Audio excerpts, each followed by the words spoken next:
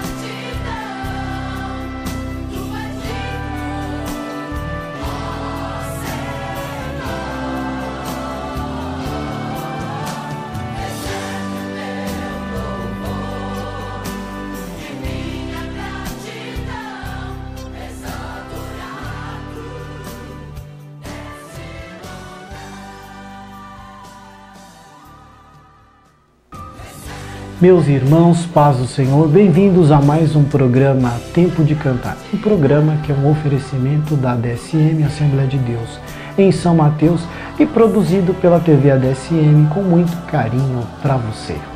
Hoje teremos a palavra com a pastora compartilhando da graça, teremos um louvor e o nosso pastor com a palavra de edificação para a sua vida. Quero te chamar a atenção para se inscrever na TV ADSM. Tem coisa boa chegando. Inclusive, olha a novidade. Nós vamos abrir ali no nosso canal TV ADSM _oficial no Instagram uma caixinha de perguntas. E nós, com o nosso pastor Deiró, vamos responder a sua pergunta. O título do programa é Pergunte ao Pastor Deiró.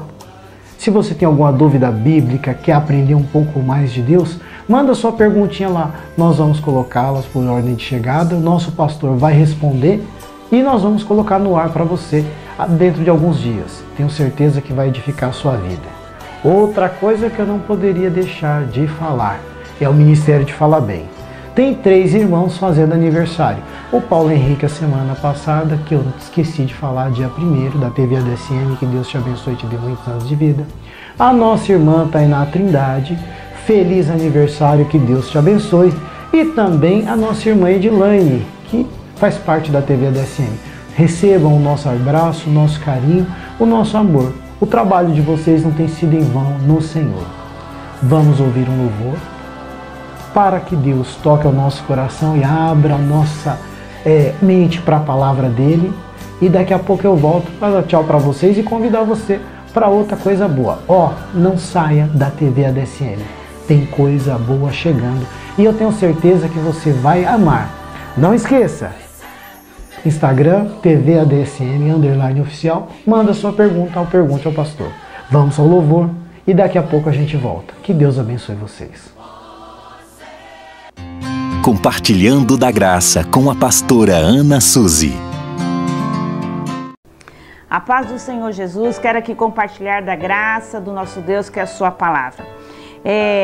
Atos, no capítulo 2 e no versículo 17, diz assim: E nos últimos dias acontecerá, diz Deus, que do meu espírito derramarei sobre toda a carne, e os vossos filhos e as vossas filhas profetizarão, os vossos mancebos terão visões, e os vossos velhos sonharão sonhos.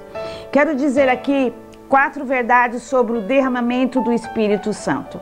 Primeiro, é uma promessa de Deus e você deve buscá-la. Você deve buscá-la intensamente, a presença de Deus.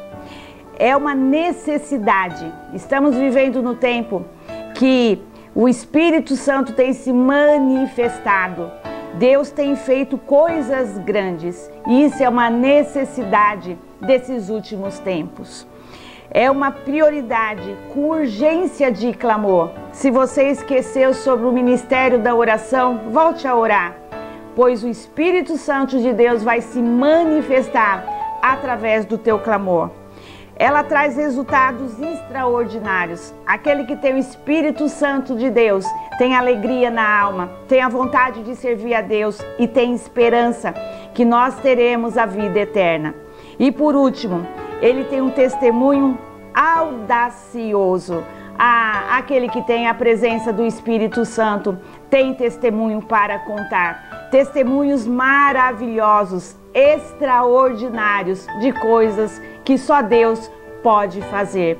Corra na presença de Deus, se encha do Espírito Santo de Deus e viva um novo tempo que é o avivamento de Deus na sua vida. Que Deus te abençoe.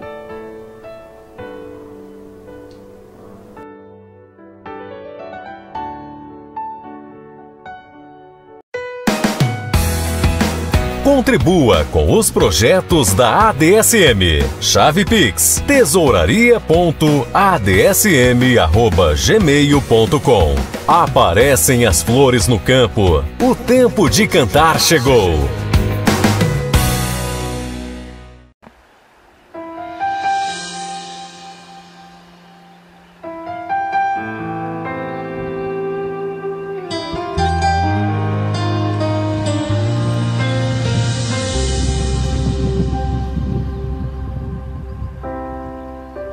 Na fuga anoiteceu, fugiu a luz, a dor chegou.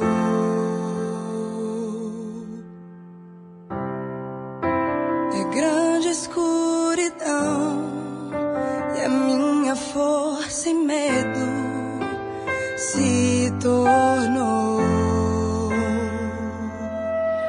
Ali deitada a pedra, o fugitivo pôde ver um caminho, uma escada que o leva até o céu. O trono brilha, a graça flui, o amor de Cristo me seduz. Aflito sinto amor em mim, ouço a voz de Deus dizendo assim: não tenha medo, vou contigo. Não tenha medo, sou teu Deus. Não tenha medo, pode confiar. Não tenha medo, posso te ajudar. Não tenha medo, sou a pedra. Não tenha medo, eis a história. Não tenha medo, pare de fugir. Não tenha medo, estou aqui, filho.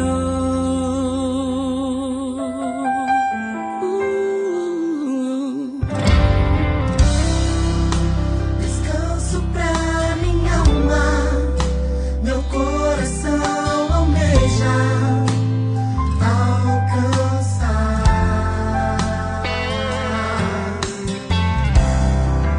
Uma pedra ali está, só eu e meus anseios, vem me ajudar. Ali deitado a pedra, o fugitivo pôde ver um caminho, uma escada que o leva até o céu. O trono brilha, a graça flui e o amor de Cristo me seduz. Aflito sinto amor em mim, ouço a voz de Deus dizendo assim: não tenha medo, vou contigo. Não tenha medo, sou teu Deus. Não tenha medo, pode confiar. Não tenha medo, posso te ajudar. Não tenha medo, sou a pedra. Não tenha medo, eis a história. Não tenha medo, pare de fugir.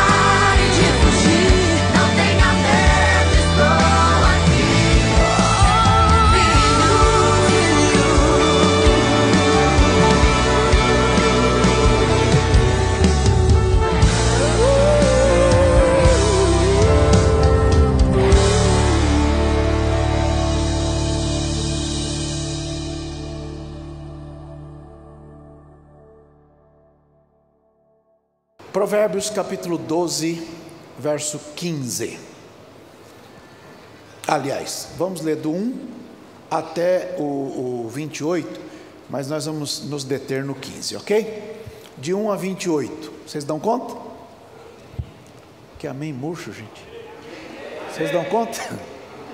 Vamos lá então. 1, 2, 3.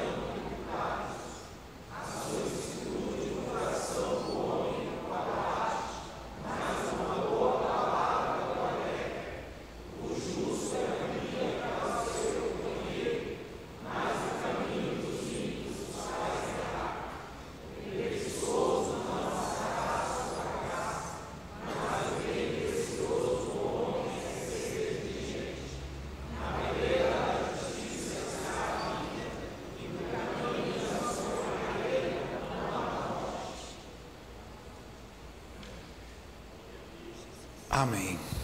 Graças a Deus. Podemos assentar, irmãos.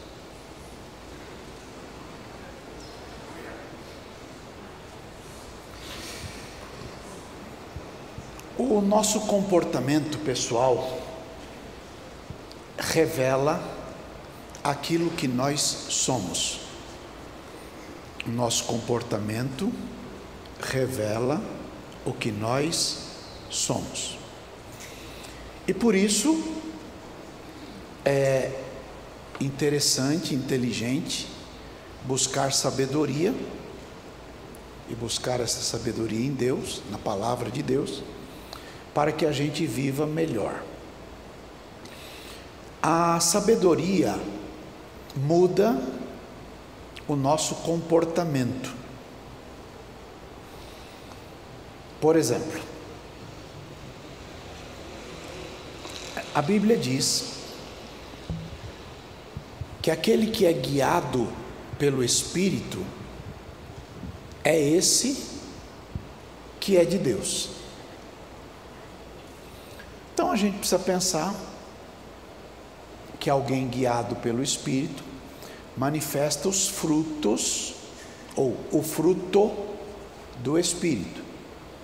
E o fruto do Espírito, designado lá no livro de Gálatas, capítulo 5, apresenta amor, gozo, paz, longanimidade, benignidade, bondade, fé, mansidão, temperança. São coisas que estão manifestadas nas pessoas que têm dentro de si o Espírito. Então, quando alguém diz assim, eu não consigo amar, nós temos duas possibilidades. Possibilidade número 1, você ainda não nasceu de novo, porque quem nasceu de novo recebeu o Espírito, e se recebeu o Espírito tem o fruto do Espírito. Essa é uma possibilidade. A outra possibilidade é um pouco menos pior, é a possibilidade de você ter entristecido o Espírito. Se você entristeceu o Espírito, ele se retrai. A Bíblia diz, não extingais o Espírito. Esse retrair, não é que ele não está, é que não se dá importância a ele, então ele vai e toca a vida aí do seu jeito. Ok? O primeiro é amor. O segundo, gozo. Gozo é uma alegria que vai para além daquelas risadas por uma conversa animada. É algo que está intrínseco dentro da gente,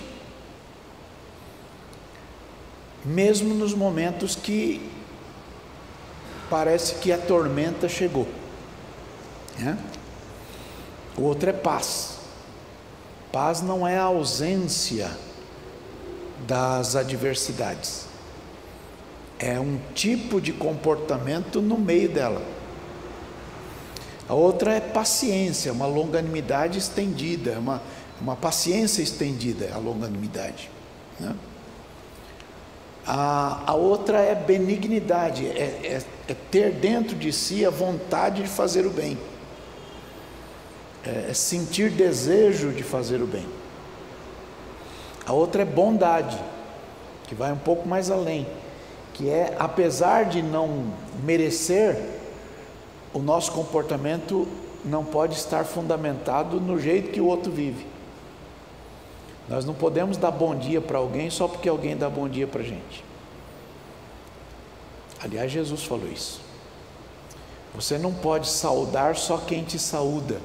Porque se você saudar só quem te saúda, você não está fazendo nada demais. Os escribas e fariseus fazem isso o tempo todo. Aliás, Jesus falou, os gentios fazem isso o tempo todo, né? Se a gente só sorrir para quem sorri para a gente não está fazendo nada demais. Então, bondade é você fazer algo ainda que você não veja merecimento. Pois a outra é fé. Essa palavra fé, palavra mais adequada aí talvez seria fidelidade, que é um comportamento de confiança em Deus que não se abala para confiar em outras coisas, amuletos, a cruz de Cristo mais alguma coisa, mais um travesseiro, um lencinho, uma rosa ungida, um tapete de fogo, uma porta da esperança, uma subida na montanha, né? A outra é mansidão, é ter a capacidade de absorver o golpe,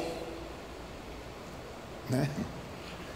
E se manter resiliente. E a outra é temperança, é não ser explosivo o tempo todo. Aliás, a Bíblia diz, longe da gente a gritaria.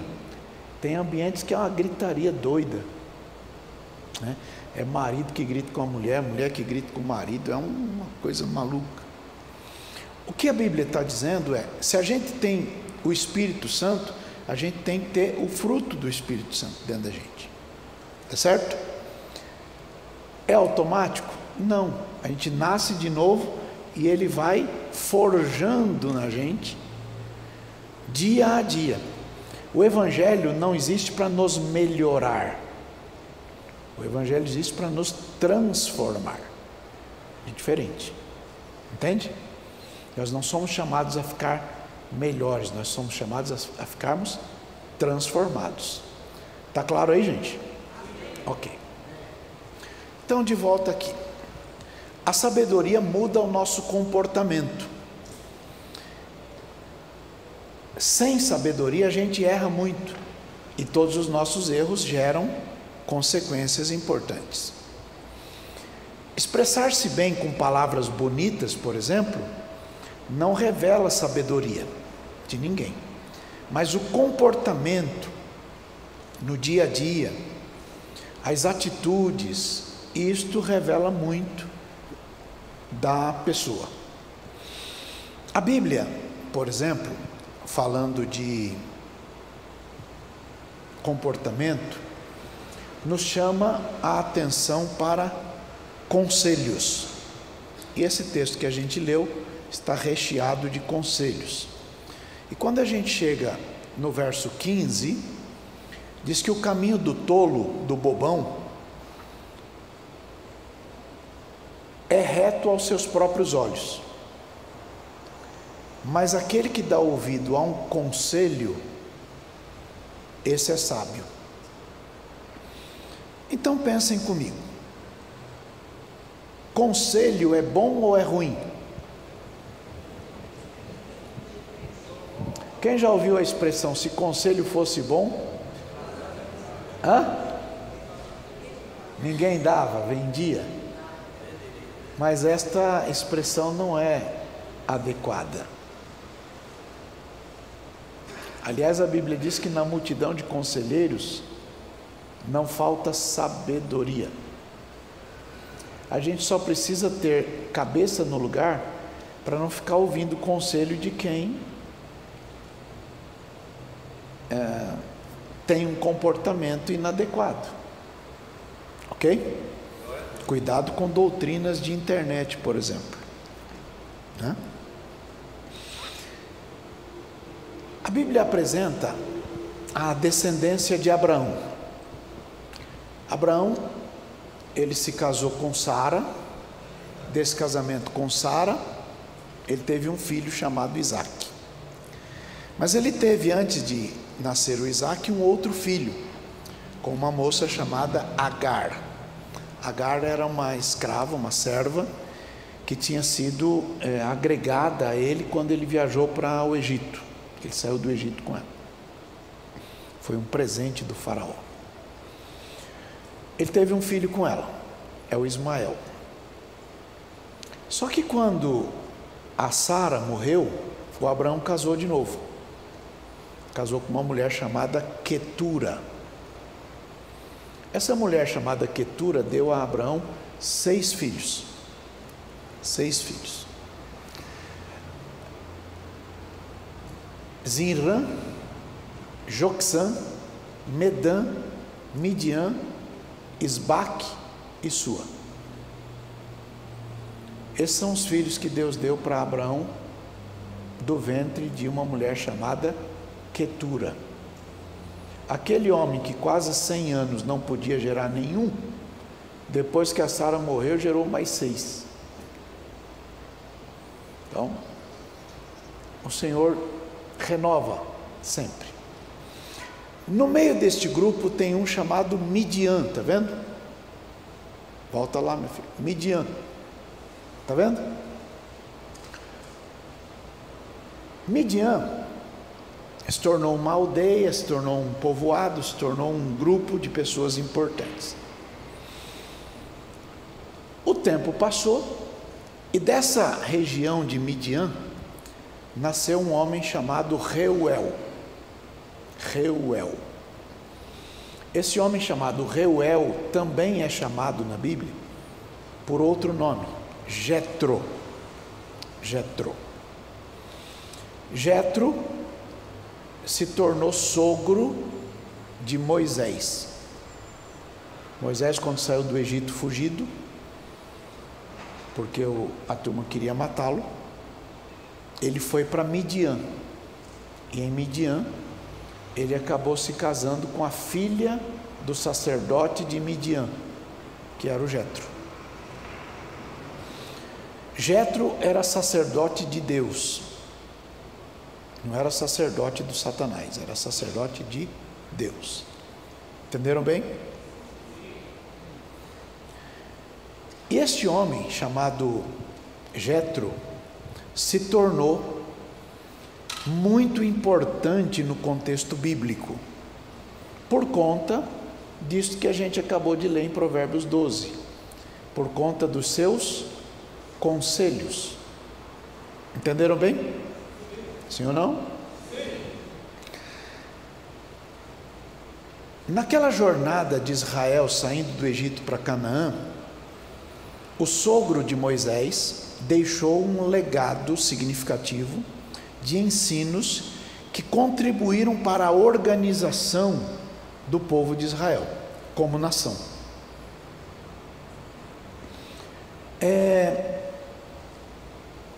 Moisés mora com Jetro, se tornou pastor das ovelhas de Jetro, foi pastoreando as ovelhas de Jetro que ele viu a touceira de mato pegando fogo e foi lá para ver o que era aquilo, porque o que chamou a atenção de Moisés não foi o fogo, mas foi o fato de o fogo queimar e aquela sarça, aquela touceira de mato não se consumir. Foi isso que chamou a atenção dele. E ele foi lá para ver o que era isso. Foi lá que Deus falou com ele e orientou ele a voltar para o Egito, porque ele teria a missão de tirar o povo de lá. Agora, quando o Moisés saiu do Egito com o povo, ele teve alguns problemas. Primeiro, a turma do Egito veio perseguir. Segundo, o mar estava na frente, Deus interveio e abriu o mar. Eles passaram. Do outro lado, teve um levante, uma rebelião, queriam matar Moisés. Mas aí Deus abriu uma rocha lá e deu uma água boa para eles. Numa outra ocasião, eles chegaram numa água amarga. Deus orientou ele, botou um madeiro na água e a água ficou doce. Então ele teve percalços. Mas em dado momento, a fama do que Deus tinha feito, tirando o povo de Israel do Egito, sob o comando de Moisés, chegou na casa do Jetro. Ocorre que quando Moisés disse para o Jetro que voltaria para o Egito, o Jetro o abençoou e ficou com a esposa do Moisés, se chamava Zípora, e com 2 filhos de Moisés, com a Zípora. O primogênito chamava-se Gerson e o segundo filho chamava-se Eleazar. Esses 2 filhos de Moisés ficaram ali sendo cuidados pelo avô, o Jetro, sogro de Moisés. Terminada esta fase difícil de perseguições, de lutas, as pragas, aquelas coisas todas, a fama chegou lá que Deus estava cuidando bem de Israel. Aí o sogro de Moisés entendeu que era hora de encontrar Moisés e arrumou esse encontro lá no Monte Sinai. Quando o sogro de Moisés vai para encontrá-lo, ele leva a Zípora e os 2 meninos. Capítulo 18 do livro de Gênesis. É isso aí. O Gerson é o primeiro, verso 4. O Eliezer é o segundo. E nesse encontro fica bom, porque revela como era o relacionamento de Moisés com o sogro e como era o relacionamento do sogro com Moisés. É sempre muito bom a gente ler isto, para que a gente policie os nossos relacionamentos em família, né? Existe um negócio estranho no mundo, que todo mundo é muito unido até a hora de fazer o inventário para partilha. Vira uma brigaiada lascada, não é, gente?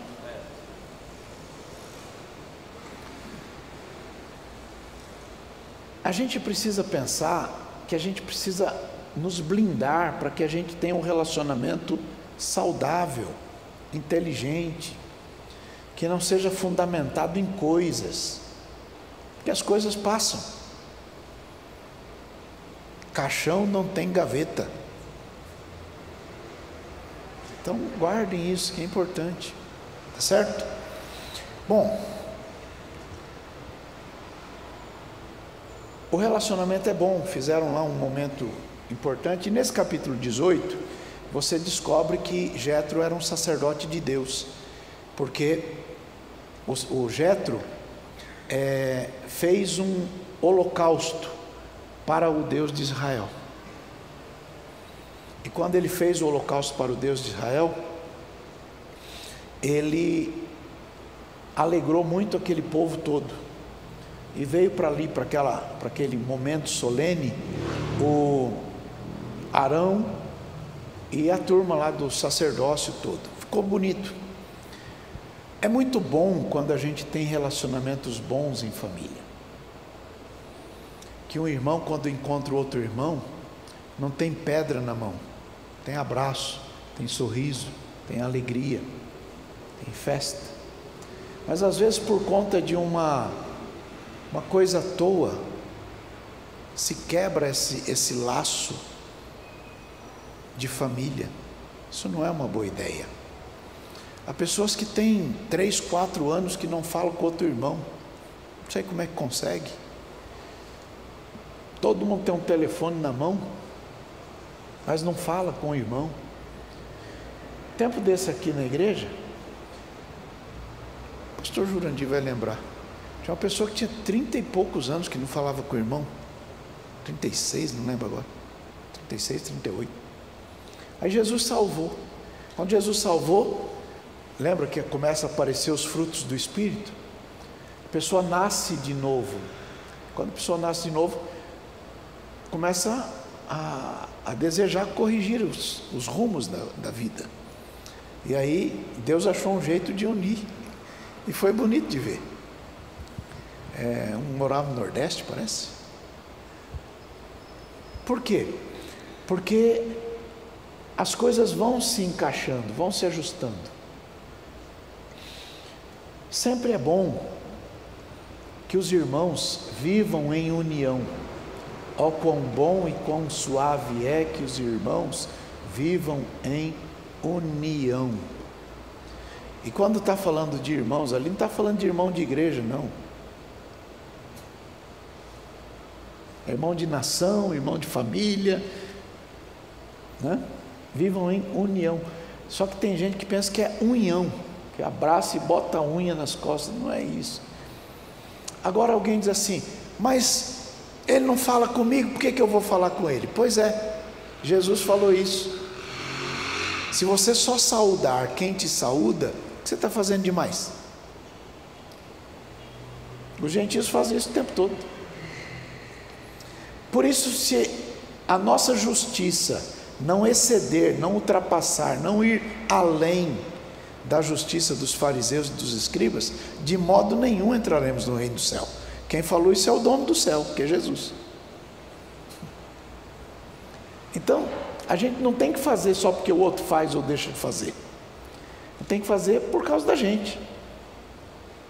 E se ele não aceitar? Não aceita hoje, daqui mais um pouquinho se fala de novo, daqui mais um...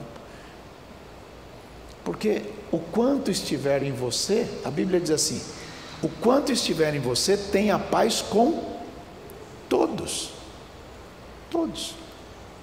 Tá certo? Agora veja. Já demonstrou o carinho que havia entre o sogro e o genro. Entre o genro e o sogro. Gratidão. Gratidão pelo que faz. Por exemplo, se você não tiver mais nada para agradecer do seu sogro, agradeça por ele ter te dado o cônjuge, ou o marido ou a mulher. Se não tivesse ele, você não teria sua mulher ou seu marido, não é isso? Seja agradecido. Seja agradecido. Sempre. Ah, mas ele não me aceitou bem no início. Também você devia ter uma cara feia. Depois você se melhorou um pouquinho. Você já foi pior do que você é hoje. Jesus vai transformando você dia a dia, né? Então, esse homem, Jetro, gostava do Moisés. Mas não é só gostar. Jetro reconheceu em Moisés o chamado de Deus. Reconheceu nele aquilo que Deus tinha chamado Moisés a fazer. E quando chega no capítulo 18, verso 17, agora eu vou pedir para vocês lerem, do 17 até o 22. O sogro de Moisés disse para ele: não é bom o que você está fazendo. Gente, Moisés era o líder de um povo de mais ou menos 3 milhões de pessoas. 3 milhões de pessoas. E ele está agindo, está trabalhando, está liderando, está fazendo o melhor dele, o que ele acha que é o melhor. Mas uma voz de fora, um olho de fora, alguém que chega, consegue perceber o que ele não está percebendo. E aí o sogro diz: o jeito que você está fazendo as coisas não está certo, não é bom. Veja o verso 18. Você vai morrer. E não é só você que vai morrer. Se você morrer, o povo morre junto com você. Porque isso que você está fazendo é difícil demais só para você. Você não pode fazer tudo isso sozinho. Olha bem para o colega e diga: quem acha que não precisa de ajuda, diga, é tolo. Entende? Todo mundo precisa de ajuda.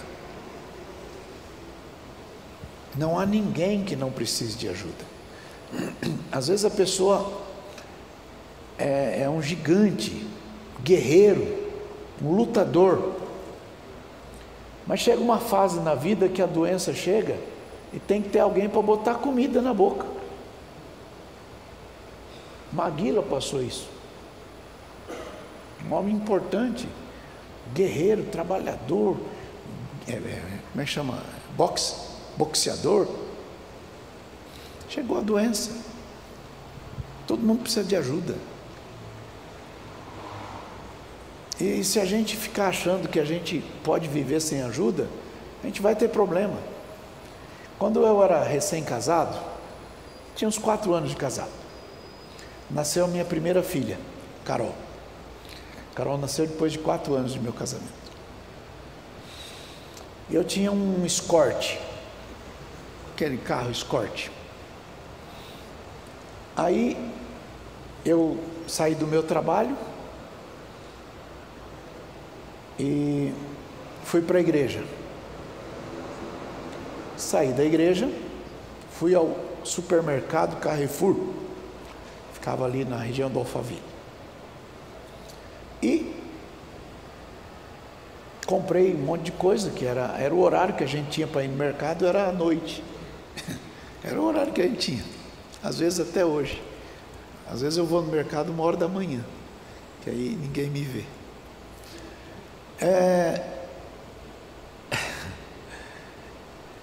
Só que naquele tempo, quando eu falo naquele tempo, vocês pensam que é muito tempo, mas não é tão muito tempo. Os postos de gasolina não funcionavam na cidade, fechavam às 8 da noite. E só tinha posto aberto depois das 8 da noite nas estradas. E lá na nossa região, o posto mais próximo era na Castelo Branco. Eu estou indo para casa depois do sair do culto, mercado para casa. A Carolzinha era bebê, era um frio lascado, pensa num frio, mês de agosto, me parece. E acabou o combustível do carro.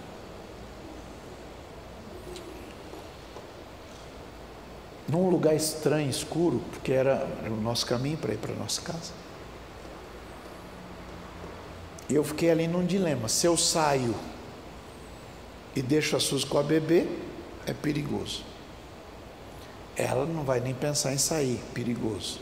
Se vai nós tudo junto, perigoso também. Eu fiquei ali, meu Deus do céu, o que eu vou fazer? Daqui a pouco passa um carro velho. Mas pensa num carro velho. Mas era velho, batendo, blá, blá, blá, blá. Passou daqui na porta assim, parou, deu ré. O senhor precisa de ajuda? Eu preciso. O que aconteceu? Acabou o combustível. Vamos lá, eu te levo no posto. Só que todo o dinheiro que eu tinha gasto no mercado. Não tinha os cartões facilidade hoje. Aí, mas tá assim? Vai tá. Tá bom, entra aí. Entrei eu, a Suzy e a Carol no colo. Chegamos no centro da cidade de Barueri, uma loja gigante, do tamanho disso aqui. Ele parou em frente, abriu a loja, entrou, voltou, foi comigo até o posto. Tinha um saquinho, era um saco plástico mesmo, que parece um galãozinho assim. Botou combustível, veio comigo até lá, botou o combustível no carro, para eu poder ir. Quando a gente chegou lá, tinha uma viatura da polícia, estava guardando o carro. Aí a gente botou e fui embora. No dia seguinte eu fui para o meu trabalho e passei lá na loja para pagar o homem. E descobri que aquele homem era o dono daquela loja. Embora tivesse um carro esquisito, ele era o dono daquilo tudo. Mas ele foi o anjo de Deus para me ajudar. Glória a Deus. Todos nós precisamos de ajuda. Todos nós. Jetro percebeu que Moisés estava se matando, porque não aceita ajuda. E quando a gente não aceita ajuda de ninguém, a gente não faz bem o que está fazendo, a gente se prejudica e prejudica aqueles que a gente acha que está ajudando, porque aquilo poderia ser feito com melhor eficiência. Agora veja,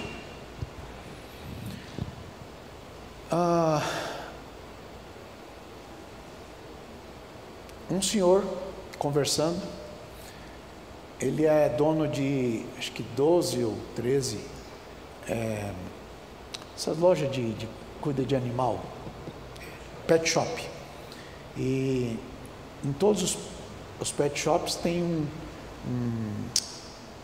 como um mini hospitalzinho assim para animal, e cada um deles tem que ter veterinário. Só que este homem, que é o empreendedor que tem essas casas de veterinário, não é veterinário. Então, para que ele tenha um negócio de veterinária, ele teve que contratar veterinários. Entende? Significa dizer que todos precisam de ajuda. Numa empresa grande de transformação, precisa desde a pessoa lá da portaria, até aquele que trabalha nas máquinas, até aquele que vai trabalhar nos estoques e em tudo mais. Por quê? É uma cadeia onde um precisa do outro, um ajuda o outro, para que se chegue no resultado final adequado. E Jetro percebeu que o Moisés estava indo por um caminho que não estava bom. Veja, verso 19. Olha o que o Jetro diz para ele: me escute, rapaz, eu vou te dar um conselho. E na hora que eu te der o conselho, Deus vai ser com você. Pergunta aí para o vizinho: o que você faz quando recebe um conselho? A gente tem que avaliar a fonte, né? Além de avaliar a fonte, a gente tem que avaliar a seriedade dessa fonte. E se aquilo passa nos filtros da palavra, ok? Eu vou te aconselhar e Deus vai ser com você. Olha o conselho. Moisés, seja você pelo povo diante de Deus e leva as coisas a Deus, ok? Que é o que você já faz, é o que você faz normalmente o tempo todo. Você ora pelo teu povo aí o tempo todo. Mas olha o que você faz. Faz claro, conhecido, objetivo, os estatutos e as leis. Ou seja, não fique guardando só com você como é que as coisas vão acontecer em cada caso. Faz todo mundo saber tudo. Entenderam bem? Qual é a lei? A lei é esta. Quem sabe? Todo mundo sabe. Qual é o estatuto? É tal, todo mundo sabe. Por quê? Porque fica tudo claro. Ok? Aberto. Então faz isto, aberto. E diga para eles qual é o caminho que eles têm que andar. E qual é a obra que eles devem fazer. Ensina. Ensinar é fácil? Hã? Eu costumo dizer para os obreiros que ensinar é mais difícil do que matar. Matar espiritualmente ou ministerialmente. Ensinar é difícil porque tem hora que a gente tem vontade de tirar a cinta e dar uma surra. Porque é uma teimosia que não aprende, né? Mas olha lá. A segunda parte do conselho. A primeira parte é: deixa claro qual é a lei, para todo mundo saber. Segunda parte: pega do meio das pessoas, do povo, e procura lá homens tementes a Deus. Por quê? Porque para ajudar a gente tem que escolher gente decente também. Que senão você vai criar um problema que ao invés de te ajudar, vai te atrapalhar, não é? Então, primeiro, esses que vão te ajudar, que sejam tementes a Deus, que respeitem a Deus, que temam a Deus. Coisa difícil é você trabalhar com gente que não tem temor de Deus. Você dá alguma coisa para ele fazer, vira uma bandalheira, mexe no que não deve mexer, põe a mão onde não deve pôr. É um problema. Por quê? Porque não tem temor de Deus. Tá certo? Então, primeira coisa, gente que teme a Deus. Segundo, homem de verdade. Por que ele escreve homem de verdade? Porque tem homem de mentira. Tem gente que finge que é homem, mas na verdade não é.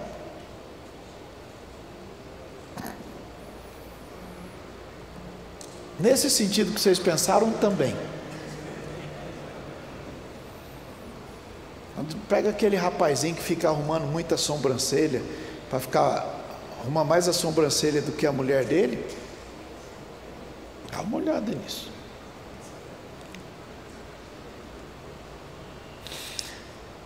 Mas homem de verdade é aquele que fala sentado e sustenta o que falou quando levanta. É o que zela pela palavra.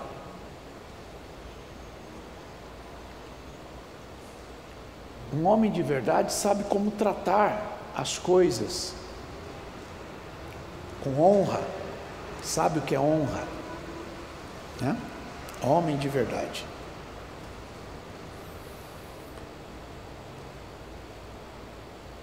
Pessoas que aborreçam a avareza. A avareza é um pecado de idolatria, é o apego excessivo a coisas, a dinheiro. Então, a gente tem que tomar cuidado para que essas pessoas não sejam muito gananciosas, com vontade de ter, faz campanha para ter mais, e aí, né? Homens que aborreçam a avareza. E aí coloca essas pessoas em separação de níveis. Uns sobre 1000, outros sobre 100, outros sobre 50, outros sobre 10. É como se fosse assim, primeira instância, segunda instância, terceira instância, sabe? Por quê? Para que facilite para eles e alivie a tua carga. Imagina que só um vai declarar a lei. E tem 500 pessoas por dia. Aquelas pessoas que estão na fila vão desfalecer, não vão? Quem já chegou numa fila de qualquer lugar que parece que aquilo não acaba? Aí chega alguém lá e diz: ó, só vou atender até aqui, e você é o próximo. Dá vontade de tirar o sapato e tacar na cabeça, né? O que o Jetro está dizendo para Moisés? Vamos dividir a carga. Então você instrui essas pessoas, e essas pessoas vão cuidar dos negócios menos graves, e aquele negócio que for mais grave, aí eles trazem para você. Olha para o colega e diga: inteligência. Tem gente que vai dirigir a igreja, ele abre o culto, canta os hinos, lê a Bíblia, faz tudo sozinho, e a turma fica lá, e está cheio de gente abençoada, gente boa, que pode ajudar, mas ele não distribui. E pior, quando ele canta feio, e o outro canta bonito, e ele não deixa o outro que canta bonito cantar, e ele canta feio. Uma vez eu estava com o irmão Osmi, eu não lembro a congregação, eu acho que Deus não quer que eu lembre, mas eu cheguei numa congregação, eu e o irmão Osmi, pastor Osmi, mas tinha uma cantoria tão feia, mas era feio demais. Aí eu falei para o irmão Osmi: se eu não fosse crente, eu não entrava aí não. Deus me livre. Pensa numa cantoria feia. E às vezes tem uns irmãos lá que cantam bonitinho, né? A gente precisa aprender a distribuir, para não fazer tudo sozinho.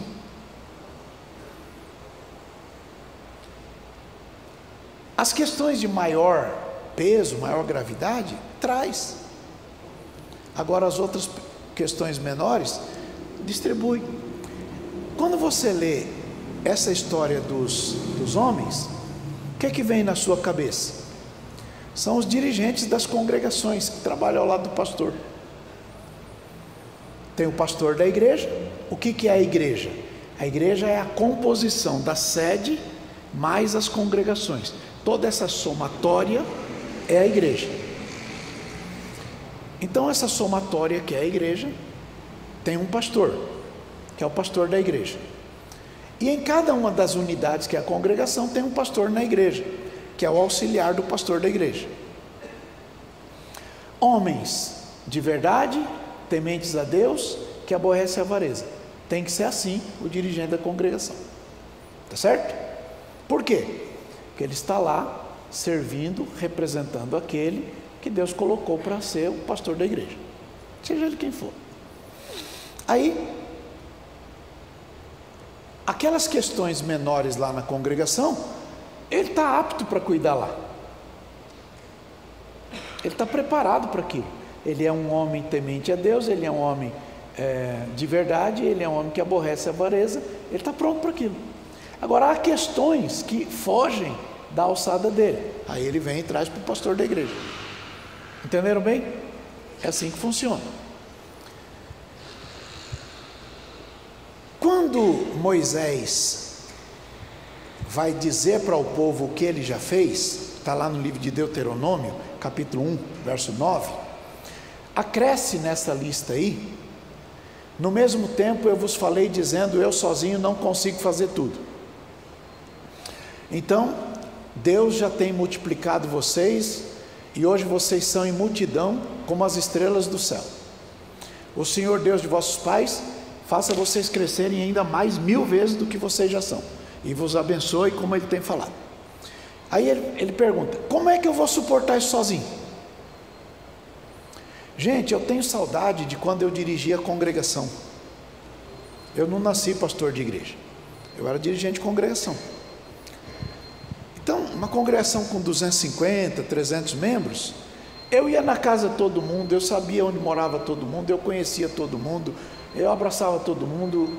Por quê? Porque era aquilo ali, era o meu mundo ali. Então, meu final de semana com a Suzy era cuidando do povo. Depois que tem hoje um pouco mais do que isso, eu não dou conta. Não dou conta. Porque o dia só tem 24 horas, eu não dou conta. Então os irmãos vão fazendo o trabalho, vão fazendo um trabalho excelente, melhor do que eu, muito melhor. Agora, olha como Moisés diz, no verso, ele mudou por quê? Verso 9, isso. Como é que eu ia suportar tudo sozinho? Como é que eu vou suportar as moléstias, cargas e diferenças? Pergunta aí para os crentes, vocês acham que na igreja tem diferença entre crente? Pergunta aí.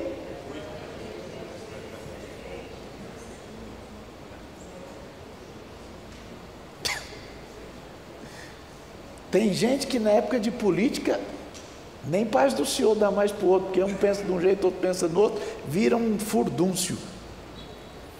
Depois passa, parece que fica crente de novo. Um vai na internet falando mal do outro, e aí pega um pastor que fica gritando com outro pastor, e eu fico olhando, e isso é crente, é? Mas olha o Moisés dizendo, como é que eu ia suportar isso tudo? Verso 13: peguem homens, faz assim, ó, sábios, inteligentes e experimentados. São os dirigentes de congregação, os pastores que dirigem a congregação. Inteligente, sábio, inteligente, experimentado.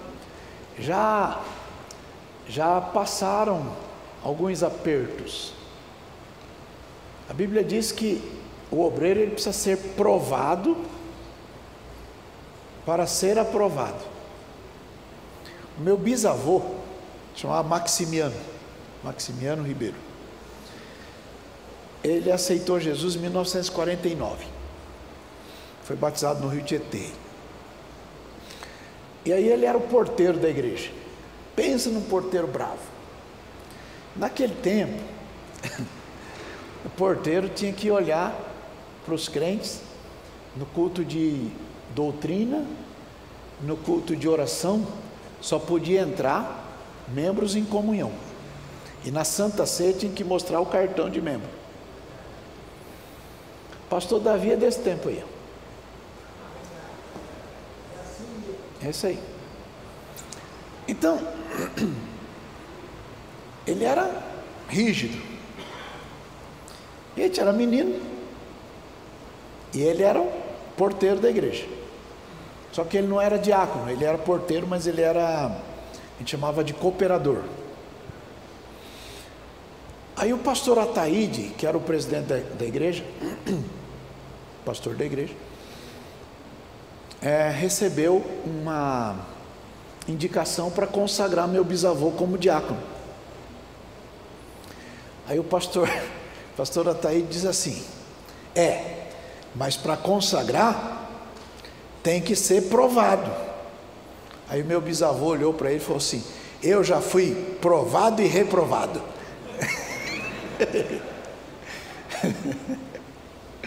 Ai, Jesus. A gente precisa sempre observar que Deus precisa de homens sábios, inteligentes e experimentados, que já passaram situações que fizeram ganhar calo, né? Ganhar calo, experiência. E aí, pega isso entre o povo, para que eu os ponha por vossas cabeças. É os dirigentes de congregação, capitão de 1000, capitão de 100, capitão de 50, de 10. Tem gente que você sabe que Deus chamou ele para ser capitão de 10. Aí você manda ele para dirigir uma congregação que tem 1000. Aquilo vai virando um trem doido. Daqui a pouco o que tinha 1000 vira 10. E tem gente que Deus deu graça para ser capitão de 1000. Ele vai num lugar pequenininho, daqui a pouco aquilo vai ganhando vida e fica 1000. Tem outro que Deus chamou para ser capitão de 50. Tem outro que Deus chamou para ser capitão de 30. Outro de 200, outro de 280. A gente só precisa ser humilde para dizer para Deus: Deus, se eu dei conta desses 10 aqui, e o Senhor achar que eu presto para cuidar de mais 5, arruma mais 5 aqui. Depois que já tenho 5, Senhor, eu já calejei um pouco, eu sei que ainda estou aprendendo, mas se o Senhor achar que eu presto, manda mais outros 5, aí vira 20. O duro é quando a gente acha que sabe e não sabe. O nome disso é neófito. Neófito é aquele que não sabe, acha que sabe e briga com o outro para dizer que sabe aquilo que ele não sabe. Isso é um neófito. É uma luta isso. Você vai ensinar, parece que fecha a cabeça. Mas quando essas pessoas são colocadas, Deus usa essas pessoas. E o povo vai bem, a congregação vai bem, aquele grupo vai bem. E as coisas de maior peso, aí traz para o pastor da igreja. É assim que funciona. Delegar, irmãos, requer convicção do chamado. Por quê? Se a gente não tiver convicção de que foi Deus que nos colocou, a gente vai brigar para se manter. Se foi a gente que conquistou, se foi a nossa capacidade, a nossa sagacidade, a nossa inteligência que conquistou, a gente vai brigar para manter. Mas se foi Deus que pôs, quem colocou, sustenta. Por isso não precisa ter medo. Olha para o vizinho e diga: entendeu? Só briga por mantença de posição aquele que não tem convicção de quem colocou ele lá. Entende? É assim. Agora, há casos que fogem da alçada. Por exemplo, a Bíblia conta a história de um moço chamado Zelofeade. Zelofeade foi um homem importante.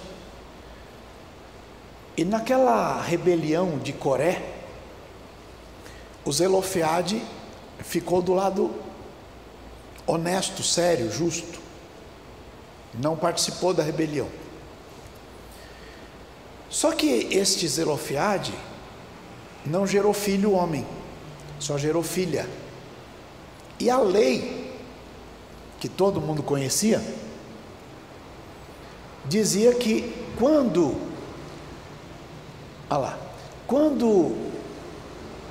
um homem morresse e não deixasse filho homem herdeiro, só deixasse mulher, a herança daquele homem ia para os irmãos dele, para os tios das meninas. A lei era desse jeito. Aí as meninas foram conversar com Moisés. Por quê? Porque elas passaram as instâncias, mas é um caso que só Moisés poderia julgar.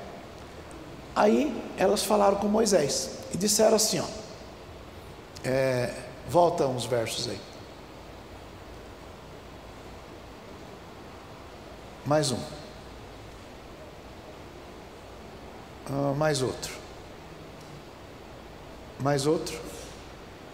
Aí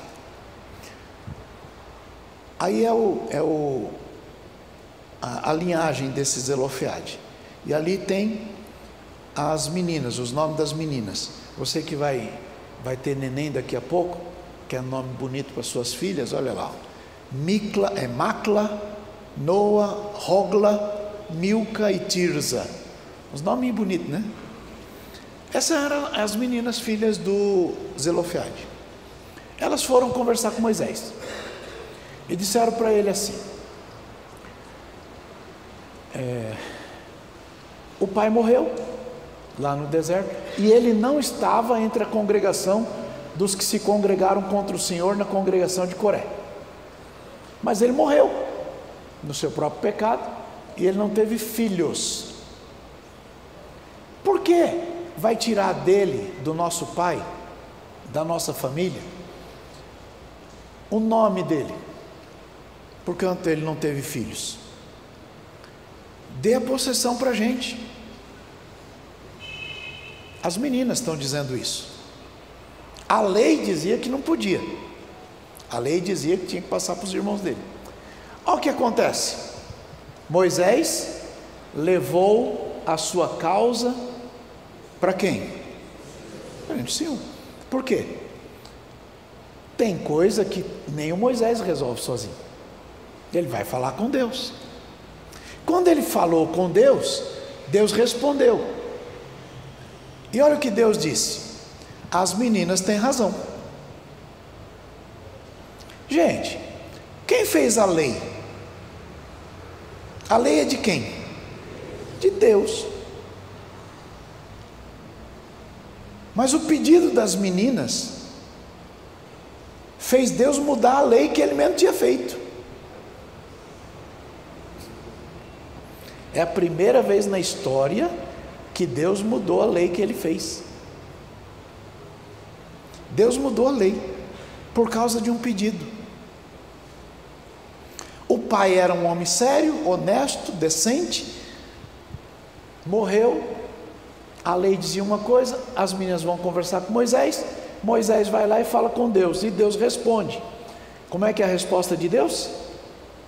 As meninas estão certas, dê a possessão a elas, entre os irmãos de seu pai, e a herança de seu pai vai fazer passar por elas. Vai dizer para os filhos de Israel, quando alguém morrer e não tiver filho, então vocês vão passar a herança para sua filha. Deus mudou a lei. Entendem? Por quê?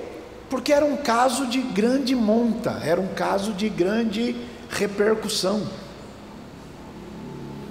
O que eu estou querendo dizer, irmãos, é que Jetro, o sogro de Moisés, deu a ele conselhos tão preciosos que facilitaram a vida do povo, facilitaram a vida de Moisés e deu a ele condição de ir mais longe um pouco. Irmãos, a visita de Jetro para Moisés trouxe para ele sabedoria,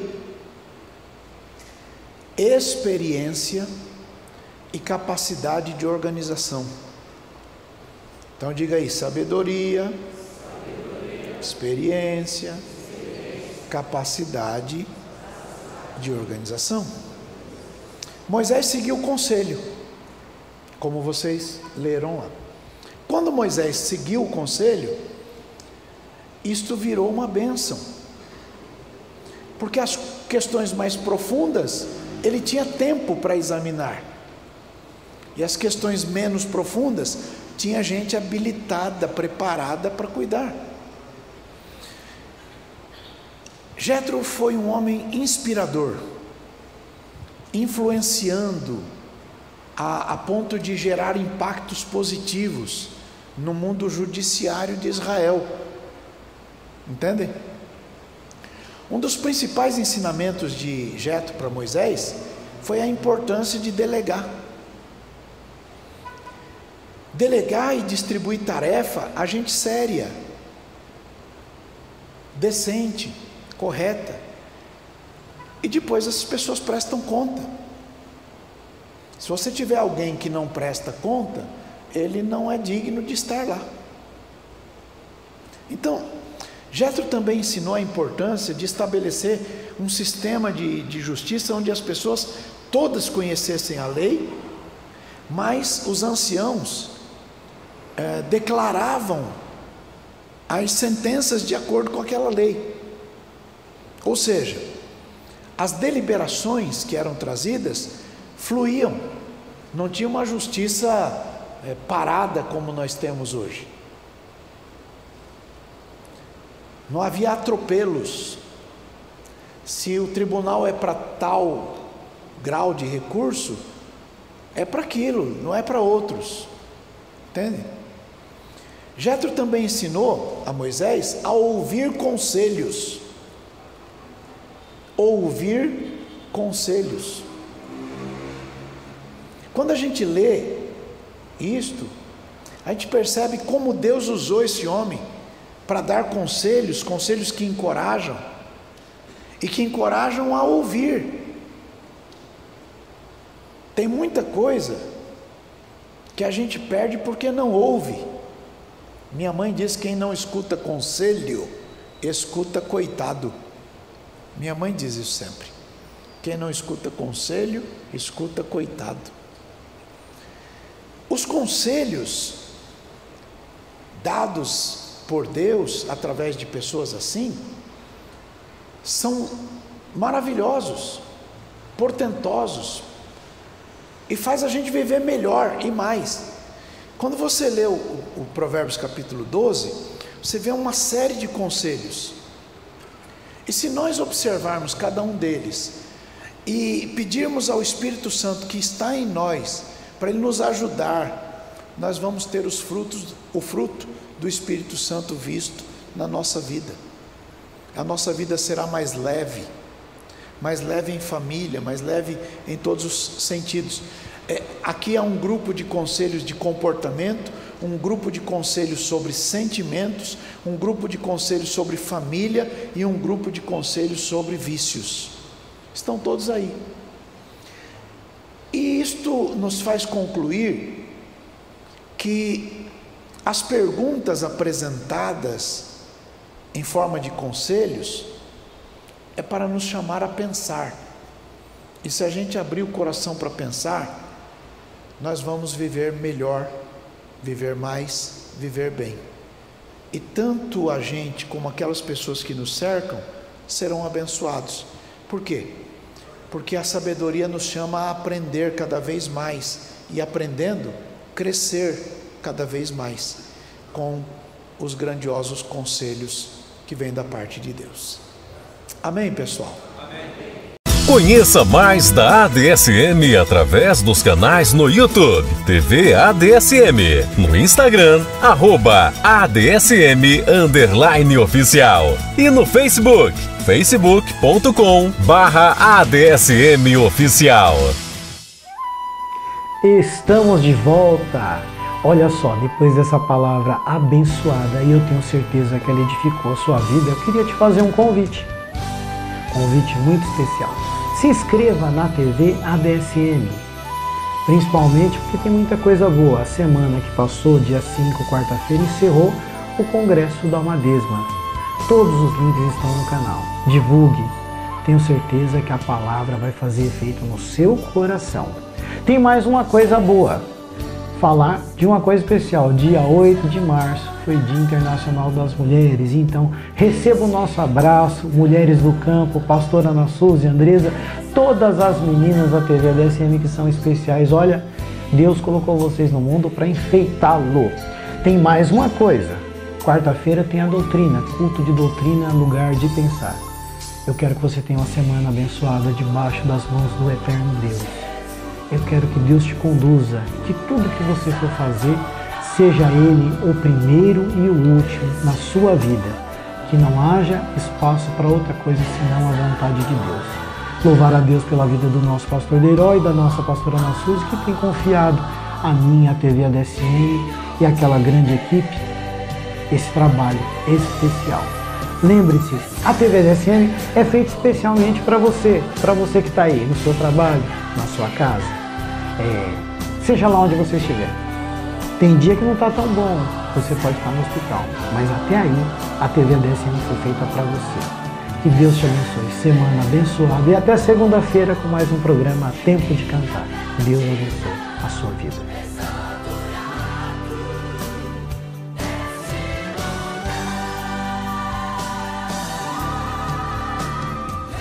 Você assistiu o programa Tempo de Cantar. Produção TV ADSM. E direção Pastor Deiró de Andrade.